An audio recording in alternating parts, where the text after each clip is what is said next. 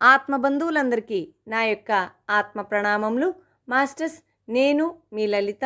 మిత్రులారా, ఈరోజు కూడా మనం మరికొంత జ్ఞానాన్ని గీతాయనం నుండి షేర్ చేసుకుందాం మాస్టర్స్.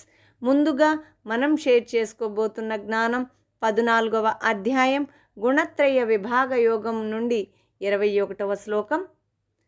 అర్జున ఉవాచ కైర్లింగై స్త్రీన్ గుణానేతాన్ అతీతో భవతి ప్రభో కిమాచారః కథం చైతాం స్త్రీన్ గుణానతి వర్తతే. మిత్రులారా, ఈ శ్లోకం యొక్క తాత్పర్యాన్ని ఇప్పుడు తెలుసుకుందాం. అర్జునుడు అడుగుతున్నాడు, కృష్ణ, సత్వ రజస్తమో గుణాలను అతిక్రమించిన వాడి లక్షణాలు ఏమిటి? వాడి ఆచరణ ఎలా ఉంటుంది? ఈ 3 గుణాలను దాటే విధానం ఏమిటి?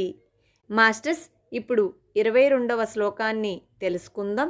శ్రీ భగవాన్ ఉవాచ ప్రకాశం చ ప్రవృత్తిం చ మోహమేవ చ పాండవ న ద్వేష్టి సంప్రవృత్తాని న నివృత్తాని కాంక్షతి. మిత్రులారా, ఈ శ్లోకం యొక్క తాత్పర్యాన్ని ఇప్పుడు తెలుసుకుందాం. శ్రీకృష్ణుడు చెబుతున్నాడు, అర్జున, ఎవడు సత్వగుణ రూపమైన ప్రకాశ, రజోగుణ రూపమైన ప్రవృత్తి, తమోగుణ రూపమైన మోహాలు ప్రాప్తించినా వాటిని ద్వేషించక అవి తొలగిపోయినప్పుడు వాటిని ఆశించడో. మిత్రులారా, ఇప్పుడు 23వ శ్లోకాన్ని మనం తెలుసుకుందాం. ఉదాసీనవదాసీనో గుణైర్యో న విచాల్యతే గుణా వర్తంత ఇత్యేవ యోవతిష్టతి నేంగతే.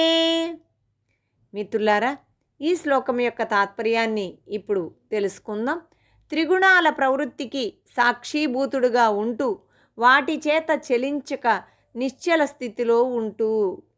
మాస్టర్స్, ఇప్పుడు 24వ శ్లోకాన్ని తెలుసుకుందాం. సమదుఃఖ సుఖ స్వస్థ సమలోష్టాస్మకాంచనః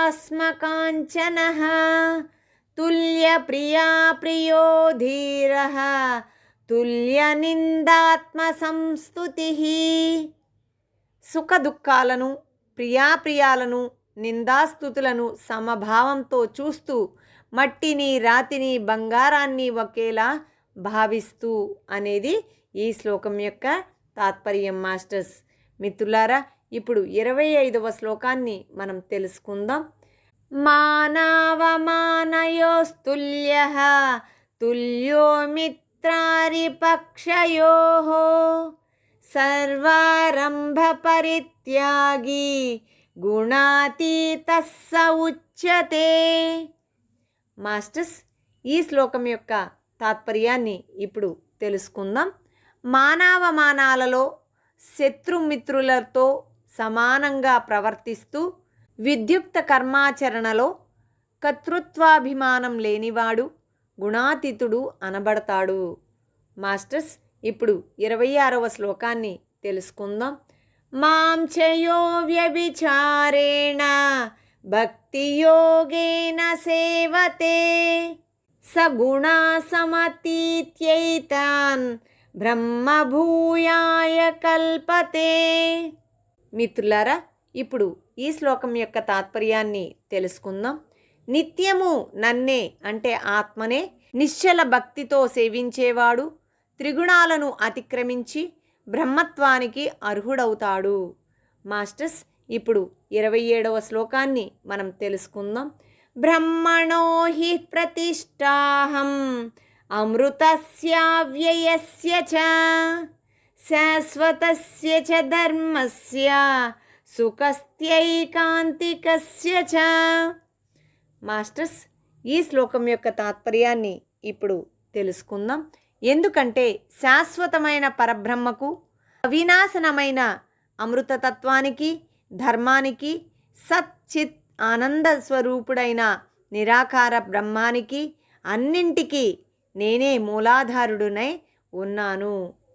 ఓం తత్సత్ ఇతి శ్రీమద్భగవద్గీతాసు ఉపనిషత్సు బ్రహ్మ విద్యాయాం యోగశాస్త్రే శ్రీకృష్ణార్జున సంవాదే గుణత్రయ విభాగయోగో నామ చతుర్దశోధ్యాయః. మాస్టర్స్, ఇప్పటి వరకు కూడా మనం అద్భుతమైన జ్ఞానాన్ని 14వ అధ్యాయం గుణత్రయ విభాగ యోగం నుండి స్వీకరించాం కదా మాస్టర్స్. మరి మనం ఈ త్రిగుణాలను కూడా ఎలా అధిగమిస్తూ వాటిల్ని అదుపులో ఉంచుకుంటూ మనం మన జీవితాన్ని జీవించాలో, తద్వారా ముక్తిని పొందాలో అన్న విషయాన్ని చక్కగా మనకు మనం అవగాహన చేసుకుంటూ జీవిద్దాం మాస్టర్స్. మరిన్ని వీడియో నోటిఫికేషన్స్ కోసం ఈ ఛానల్ని సబ్స్క్రైబ్ చేయండి, లైక్ చేయండి, షేర్ చేయండి. Thank you very much.